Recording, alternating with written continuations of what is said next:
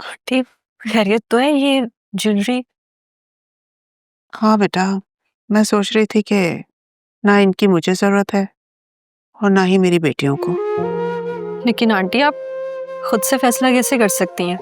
आपको बतूल और हादिया से डिस्कस करना चाहिए था। उन दोनों का भी हक है। माशाल्लाह से मेरी बतूल तो अपने घर में बहुत खुश है। दुबई शिफ्ट हो गए हैं। वहाँ पे आशिर ने बिजनेस की नई ब्रांच भी खोल ली है। माशाल्लाह से मेरी बतूल को कोई ज़रूरत नहीं है। और रही हादिया की बात, मैंने हादिया से पूछा था, वो कह रही थी मुझे भी नहीं चाहिए। तो क्या आप ये सब साहिल को देना चाहती हैं? हाँ, ताकि वो अपना कारोबार बढ़ा सके। लेकिन उसने मुझसे तो सेविंग्स लेने से इनकार कर दिया था। हाँ, मुझे पता है उसने मना कर दिया था, लेकिन मुझे तो माँ का दर्जा देता है ना, तो मुझे भी माँ बन के सोचना चाहिए। मैं अपने सारे जेवर उसको दे दूंगी। मैं उसको परेशान नहीं देख सकती। बस अल्लाह करे कि वो मान जाए। काम बहुत ज़्यादा है और अब तो उसने 2 लड़के भी हायर कर लिए। उनकी सैलरी और स्टोर का बिल देना, इतनी मुश्किलात कैसे हल होंगी? मैं हूं ना, मैं अपने बेटे को कामयाब देखना चाहती हूँ और मेरा बेटा कामयाब होगा, देख लेना। वैसे thank you aunty. Thank you किस बात का? आपने साहिल को अपना समझा, इस मुश्किल वक्त में उसका साथ दिया, वरना आजकल के दौर में तो अपने भी साथ छोड़ देते हैं। बेटा, माएँ अपने बच्चों को ना अपने घर में आबाद देखना चाहती हैं। बस मैं भी वही चाहती हूँ।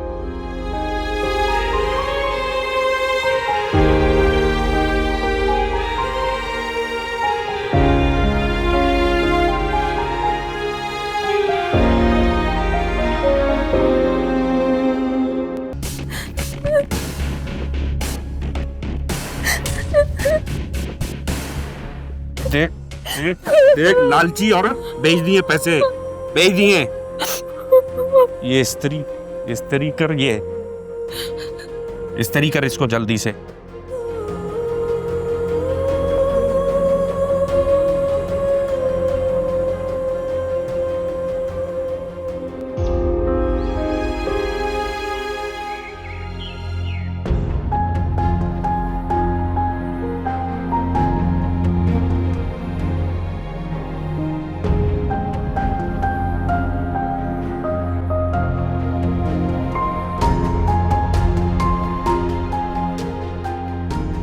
इस लड़की ने मुझसे राब्ता नहीं किया, मुझे खुद जानना चाहिए। लेकिन अगर उसका शौहर हुआ तो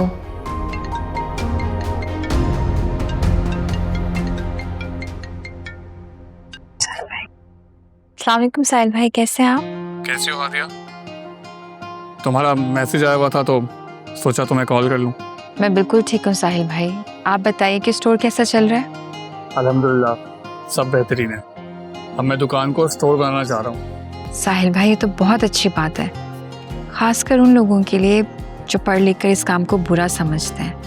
आप पढ़ लिख कर इतनी बड़ी जॉब छोड़कर एक स्टोर चला रहे हैं, ये बहुत बड़ी बात है हमारे लिए, उन सब लोगों के लिए जो इस काम को बुरा समझते हैं। तुम्हें तो पता है हादिया, शुरू में कारोबार पे खुद मेहनत करनी पड़ती है और मैंने ऑनलाइन काम भी स्टार्ट कर दिया है और कुछ राइडर्स भी रख लिए हैं। तुम्हें तो पता है कोई काम छोटा बड़ा नहीं होता। साहिल भाई मुझे आप पे बहुत फ़ख्र है कि आपने इतनी अच्छी जॉब छोड़कर खुद का कारोबार करने का सोचा। शुक्रिया। मैं आपके साथ हूँ, अगर आपको किसी भी किस्म की कोई भी ज़रूरत हो आप मुझे ज़रूर बताएंगे।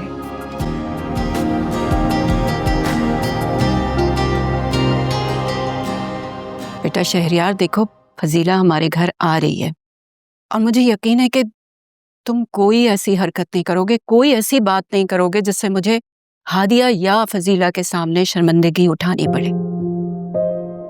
और कुछ? बेटा जितना कहा है ना बस उतना कर लो, तुम्हारा बहुत एहसान होगा मुझ पे। अम्मी पहले भी मैं बहुत सैक्रिफाइसेस कर चुका हूं आपकी वजह से, अब फिर चाहती हैं कि मैंने जज्बातों का गला घोंट दूं? बेटा अपनी माँ के लिए बस सिर्फ इतना कर दो। बड़े जो सोचते हैं वो अच्छा सोचते हैं। मैं तुमसे प्रॉमिस करती हूँ, मैं हादिया से भी अच्छी लड़की तुम्हारे लिए ढूंढूंगी। बल्कि जो भी लड़की, इसके अलावा जो भी लड़की तुम पसंद करोगे ना, मैं उससे तुम्हारी शादी करवा दूंगी।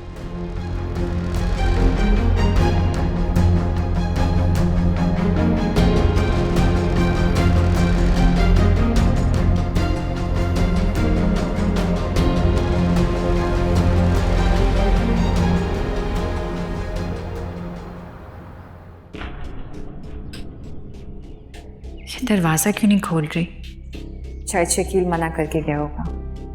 इसका मतलब है इसका शौहर इसके साथ ज़रूर कुछ बुरा कर रहा है। ये क्या छुपा रही है?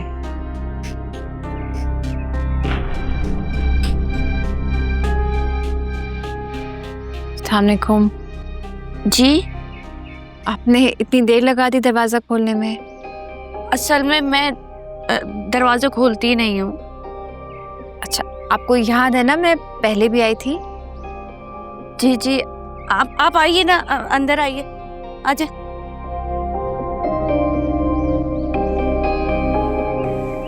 लगता है शादी तुम्हारी पसंद की नहीं है। जी, जहाँ माँ बाप ने करवाई वहाँ मैंने कर ली।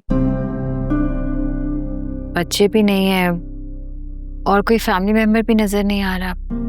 सारा दिन अकेली रहती हो, बोर हो जाती होगी। अगर मैं इतना अकेले रहूं तो पता नहीं क्या क्या सोचने लगूं। जी बाजी, लेकिन अब मुझे आदत हो गई है। मतलब काफी अरसे से यहाँ रह रही हो? क्योंकि आदत तो वक्त गुजरने के साथ ही होती है। हाँ, वो कभी कभी मैं गाँव जाती हूँ और आती जाती रहती हूँ। गांव कितनी दूर है तुम्हारा? हाँ, कुछ घंटे लग जाते हैं, लेकिन जब मैं वहाँ जाती हूँ ना, तो मेरे बहन भाई इतना खुश हो जाते हैं, इतना अच्छा लगता है। अम्मी अबू भी मुझे देख के बहुत सारी बातें करते हैं मुझसे। सब बहन भाई छोटे हैं? हाँ, छोटे हैं, लेकिन मैं चाहती हूँ कि वो कभी काम ना करें। एक बात बताओ, तो तुम्हें मारता है? नहीं नहीं, शकील मुझे नहीं मारता, वो तो बहुत अच्छा है। वो तो मेरे अब्बू की दवाइयों के पैसे भी देता है। कितने पैसे? मुझे सही इससे याद नहीं, लेकिन 5 या 10 हज़ार देता है। सच नहीं बोलेगी इतनी जल्दी?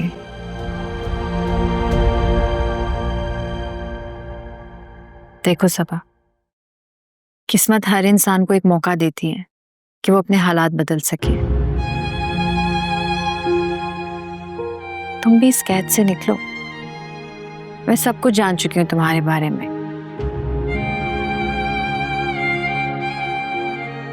तुम्हें हिम्मत पकड़नी होगी, सच बोलना होगा, वरना हमेशा यहीं रहोगी। देखो, इस कैद से रिहाई दिलाने के लिए मैं तुम्हारी मदद कर सकती हूँ।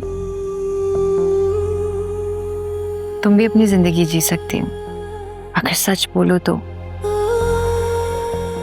अगर तुम चाहो तो मैं तुम्हें वो आजादी दिला सकती हूँ। बस तुम्हें मेरा साथ देना होगा।